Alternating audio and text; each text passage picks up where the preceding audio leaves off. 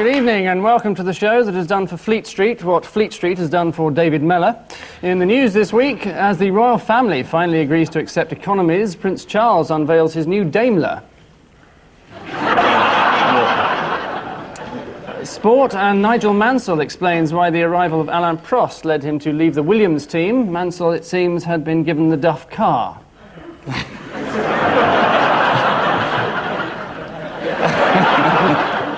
And in London, a misunderstanding at Harrods as a huge cock is delivered to Madonna's hotel.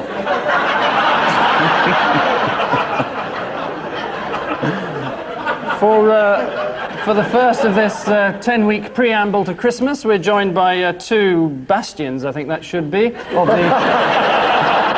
the comedy world. On Ian Hislop's team, please welcome the thinking man's John Sessions. Yeah. John Sessions.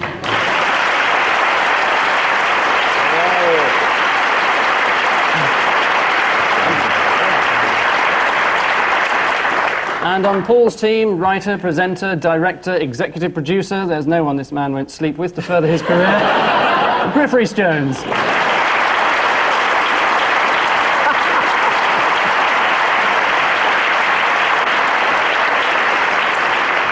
No sweeping changes to the format this series, so we've stuck by our tried and tested method of beginning with round one. One news item per team to cop a load of. Ian and John, the end of an era for you. Oh, that's the government returning from a hard day's work. This is the brilliant device of the government having gone for zero inflation. We're now going for zero employment. Yes, it's the mining redundancies, and Arthur Scargill, who's been proved wrong yet again. He swore the government would close half the pits in Britain. In fact, it closed 3/4 of them. British Coal chairman Neil Clark conceded that the loss of so many jobs would be grievous. Yes, I'm sure that's how most miners described it when they heard the news. Blimey, what grievous news, they probably said. Michael Heseltine said, this is the toughest decision I've ever had to take, but I must not allow my heart to rule my head. Well, he's never allowed his brain to, so why should he let his heart? The government say that they can't subsidise the coal industry because you can't buck the market. They basically just want to buck the miners, really.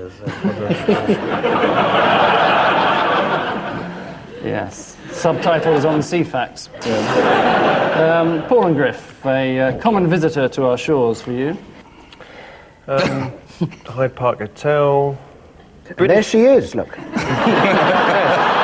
There she is. In the background. In the background there. She doesn't look so good without her makeup, does she, one way or another? This is the harlot of Brooklyn who has turned up here to show us all a couple of tits. And one of them is seen there, standing outside, waiting for him. What is she looking at when she's looking over that wall with no knickers on? What can be so urgent that you think, I'm going to look over that wall before I put my knickers on? Now that's where her knickers are. Yes, it is Madonna, whose book Sex is due to be published next week. It's been described as the dirtiest coffee table book ever. So if you've got a dirty coffee table, this is the one for you.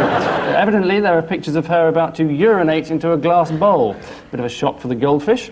And snaps of her walking in the garden in only high-heeled shoes, sort of Frank Boff without the cardigan. Ian and John, where's this man on his way to? The job centre, I think. Now that's Lamont going into the select committee. He wouldn't say anything. He said, I can't possibly tell you that. Yeah. And he pretended it was because it's a secret. In fact, it's because he hasn't any idea.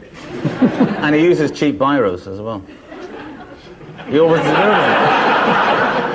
No, he announced some very good news. We're out of the recession. It's now a slump. Yeah. And that's official. He protested that, in fact, the ERM was a highly dominant tool in the economy. Well, it takes one to spot another, doesn't it? The economy is now in such dire straits that one house in the south of England is now on sale at less than the price of a Lada car. The catch is that it's gradually subsiding downhill, so it's going slightly faster than a Lada car as well. Paul and Griff, what's this strange box? Oh, he nearly got hit by that, didn't he? This is a portable gibbet for hanging motorists. This is the Metropolitan Police version of You've Been Framed, isn't it? Yes.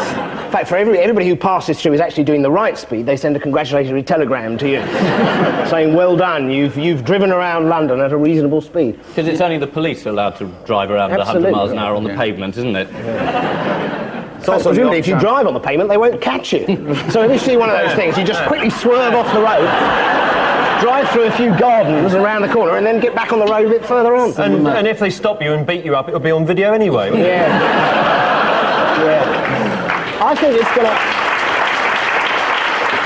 It's bound to encourage, though, a lot of people racing starts at motorways, isn't it? Because then they can have a sort of photo finish to see you got there.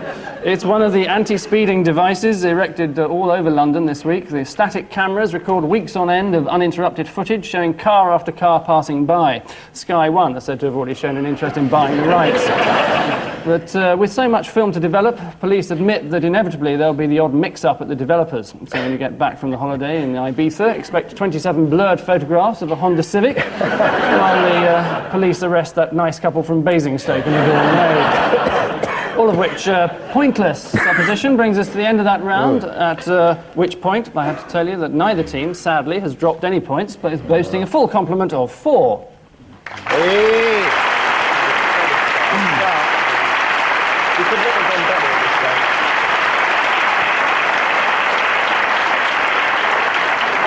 As is obligatory at this stage, we bombard our guests with a couple of fatuous photographs when they least expect it, which is now. Ian and John, this one's yours.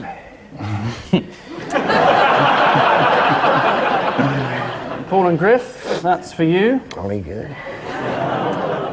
And by the end of the programme, it's an unshirkable responsibility to think of something faintly ribald by way of a caption. So while you're busy thinking, we carry on regardless into round 2, our brief homage to the underworld of tabloid headlines. Paul, parrot that got it in the neck.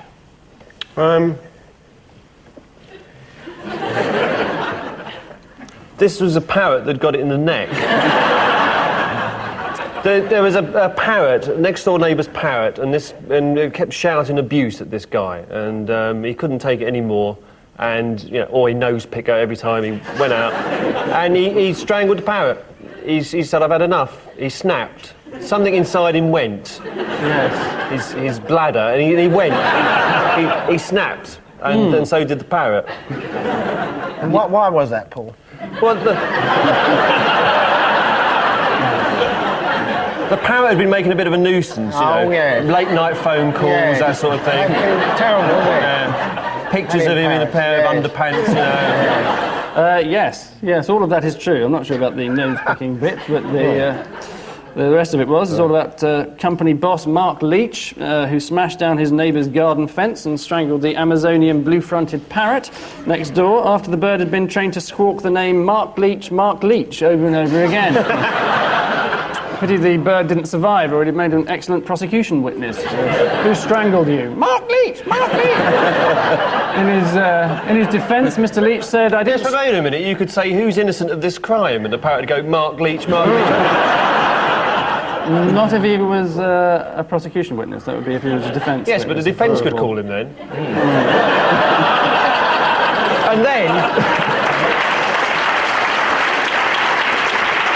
And then they could have just chuck in a strange question like, "What's the capital of Brazil?" And they go, "Mark Leach." And his evidence would be discredited. Milan! Lawyers aren't fools, No, wait a minute. Griff, you're keen on wildlife, Yes. obviously. An apparent wildlife story for you. Rats escape. Rats escape. Well, this is the next door neighbour on the other side. Who had trained his rats to squeak, "Mr. Leach, Mr. Leach." And the rats were drawing cartoons of him on the fence. And the same man leapt over the fence and attacked the rats. But they disappeared in a twinkling up a drain pipe, and that was the end of them. And that's the rats that Madonna was looking for when she leapt over the fence. She said, "Hang on, Mr. Leach, I'll have a look." The rats. Can you hold on to these knickers for me? Look.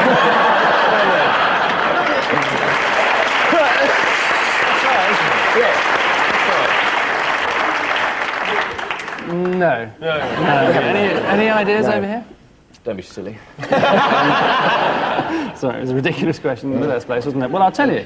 In that case, it's the police's new invincible burglar-proof thief-catching car, which was stolen in Newcastle this week. I suppose these circumstances do rather explain things. After all, it was broad daylight with 2 police officers standing by.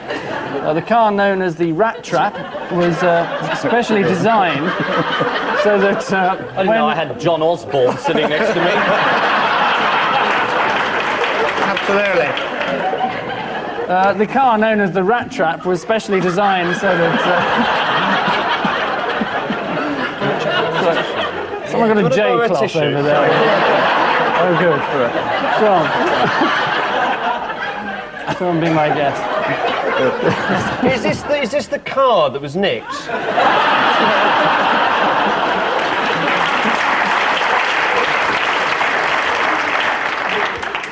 No. John, a story from the corridors of power for you. William's Royal Flush. Yes, at his local comprehensive, Prince William got rather fed up with somebody saying, "You will be king one day," because he didn't want these horrible rumours spreading around. So he grabbed him by the neck, shoved him down the lavatory, and then flushed it. And then nailed his head to the ground and shoved a missile up his arse. And for this... So you've got to be careful. If you push a public schoolboy down in the sewers, they breed down there. And in about 10 years' time, there'll be giant 100-foot public schoolboys terrorising London. Stephen Fry's doing it now. Exactly.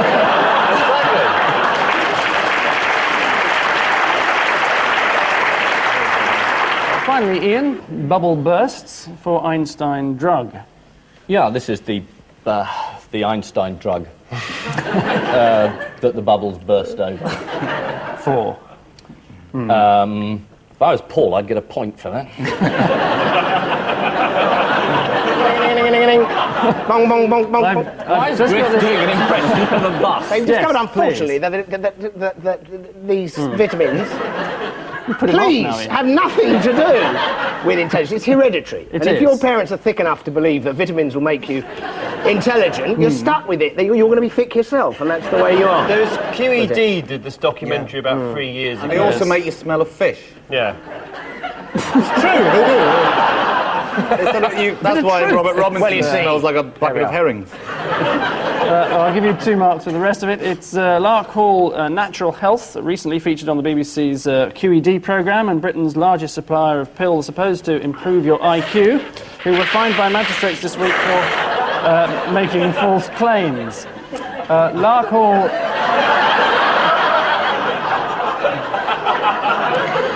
Oh, look, it's Sniff Rhys Jones.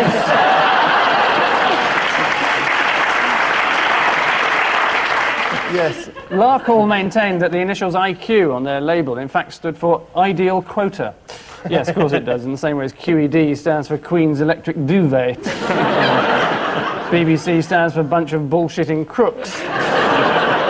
So, at the end of that round, the score, entirely unaided by artificial stimulants, is as such. Well, Ian and John have a virtually comatose 7, and Paul and Griff have a vital 8. Oh, we've crept ahead! How do we manage that? By getting the bonus.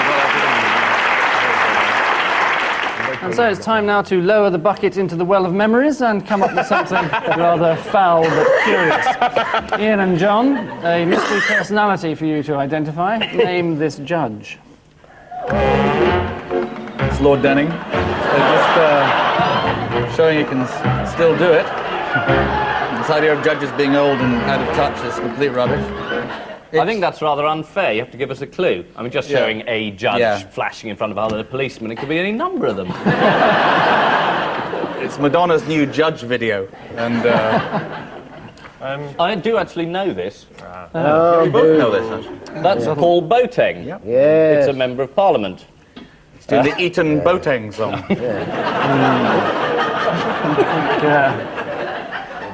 Okay, well, let's spill the beans.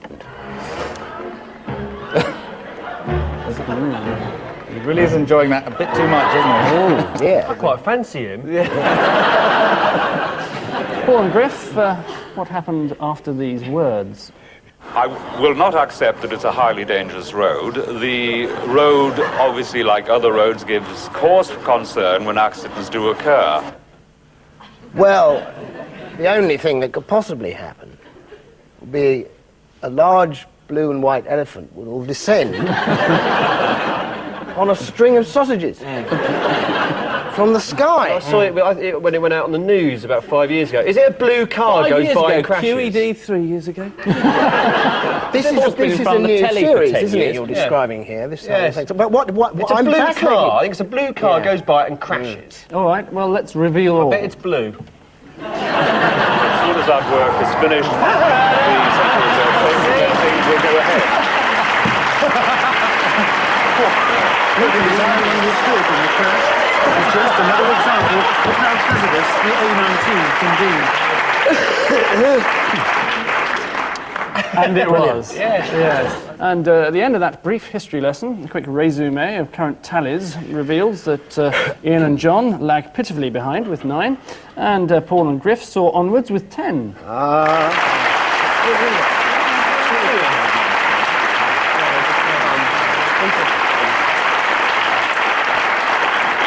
Well, time now for our odd one out round, whose reputation is legendary and popularity mythical. 4 coins in the fountain. Which one is the new 10-pence piece? Paul, 4 purveyors of cheap fictional heroics for you.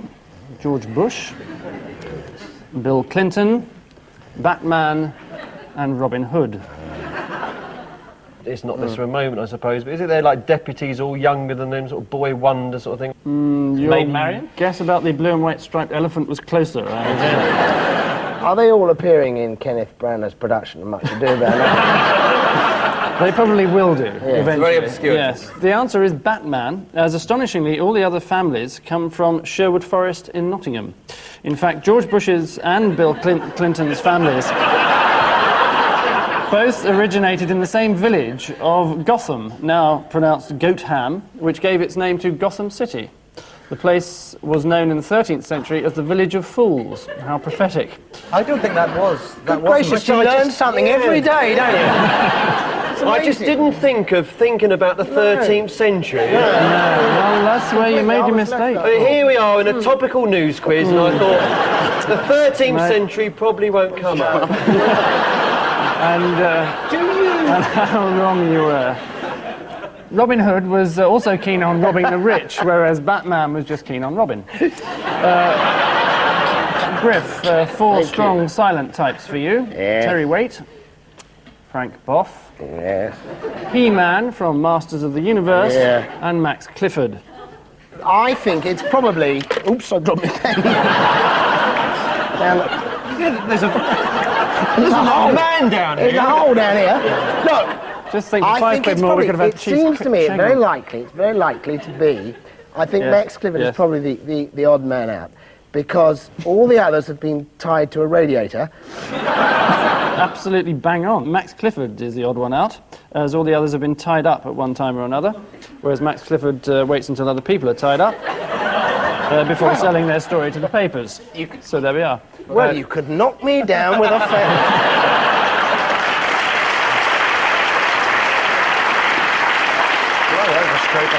It was, yes. Terry Waite, of course, was tied up by Arabs and left immobilised in a filthy dungeon, something that Frank Boff would probably have gladly paid for. And He-Man from Masters of the Universe was tied up for several hours by the evil Skeletor. At least that's what he told his wife when he got home. John, 4 major exponents of the performing arts. Woody Allen, Amanda de Cadenet, Chris Eubank, and Derek Jameson. Amanda de Cadenet began her life as a boxer. Derek Jameson talks like a boxer. He's been hit a lot. And Woody Allen would become a boxer if he wasn't doing an impersonation of one of the Flower Pot Men. It's a delightful answer. It's on the set of his new film there. Yeah. Honey, I No. Had the Kids. No. The answer is Woody Allen, as all the others spent time in a children's home, whereas Woody Allen is best kept away from children's home. Finally, Ian, 4 once popular figures for you. Terry Wogan, Mr. Satire, Late Night Friday. Mr. Satire again, Lamont. John Major, and Who's Onan. that? That's Onan, is That's it? Onan. Well, there is an obvious answer here that you want, which is that they're all merchant bankers apart from Onan. Although he wasn't, actually. He just spilt his seed on the ground. He didn't actually onanate, you know. Yes, he just withdrew. It's quite true, it's in the Old Testament, you can't ban that. Yep. As a result, he was killed by God, in fact. So, Yeah, well, there you go. lesson to all 14-year-olds watching, yes. Yes. I think I'll just clarify this for everyone. The answer is Onan, who spilled his seed, as mentioned. We haven't let it go yet. Whereas Terry Wogan, Norman Lamont and John Major were all bankers. So only one letter difference there. Because, of course, Onan was bonkers. Terry Wait a Wogan... minute, this doesn't make any sense at all. What are you talking about? You're making this up. Hello. I've got a better theory. It's Onan the Masturbian, Yeah. Wogan the Not Much Aryan, Yeah. And Norman Yeah. The no bloody good. brilliant. the Rastafarian. How's that? So John Major's Yeah. gone out. Terry Wogan, let me tell you, worked at the Royal Bank of Ireland and soon became a specialist in matters of low interest. John Major had a brief spell at the Standard Chartered Bank, and Norman Lamont used to work at Rothschild's, where he was nicknamed Wonk. Clearly another typing error. Interestingly, Onan's brother was called Presumably his parents hesitated too long at the christening. So that's the end of that farrago of nonsense. I'm bound to tell you that Ian and John are currently lying low with 11, and Paul and Griff are riding high with 12. Oh. Bit close, isn't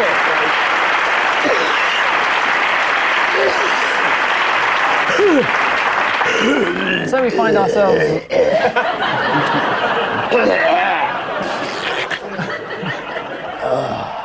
Welcome back.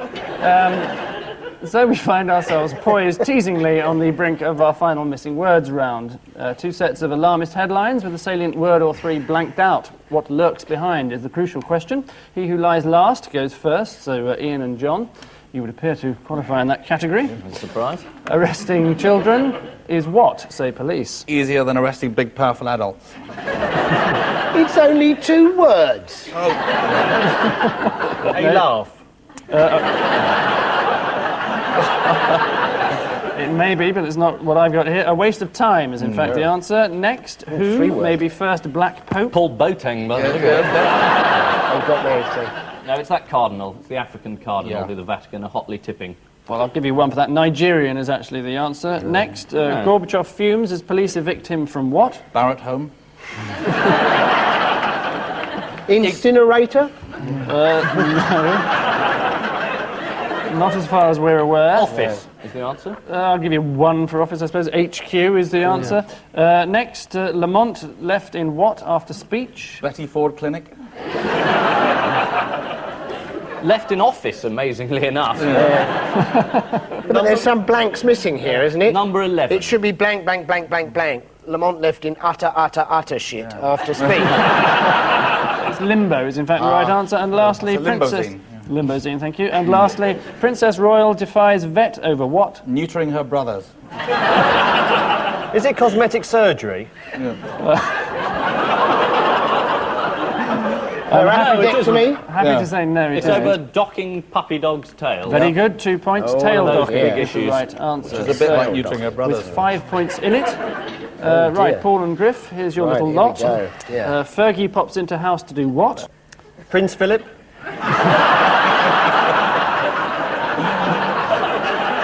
No, Double washing up is the right time. answer. I just said Sorry. cleaning. Yes, but Washing not up. exactly right. Next, washing up. Prime Minister was aware what? Heritage had been Minister. Massaged. His upper lip. Figures? Figures. Figures is the right answer. Very good. Next, Jason's a what by Star King. Oh, come on. Jason's dog's name. Screaming heterosexual is what it is.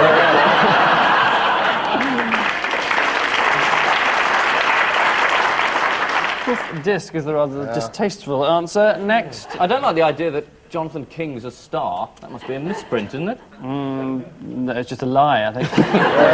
Next, church may advertise what in press? Vacancies. Is this second-hand washing machine?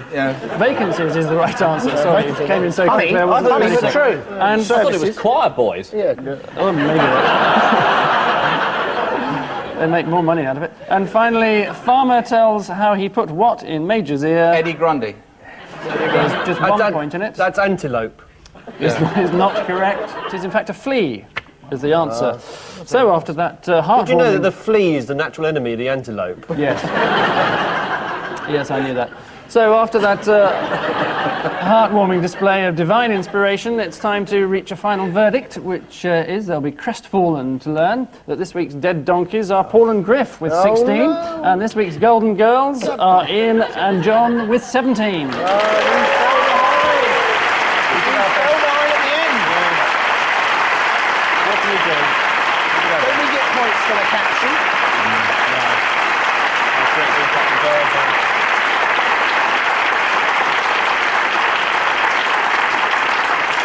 I used to think the score was rigged, but now I know it isn't.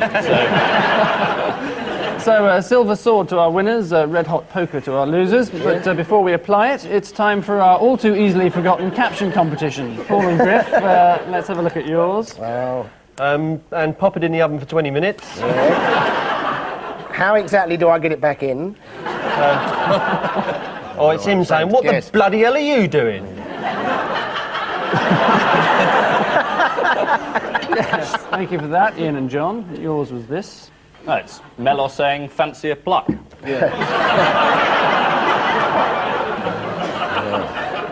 Apparently, it was just a violin before they arrived.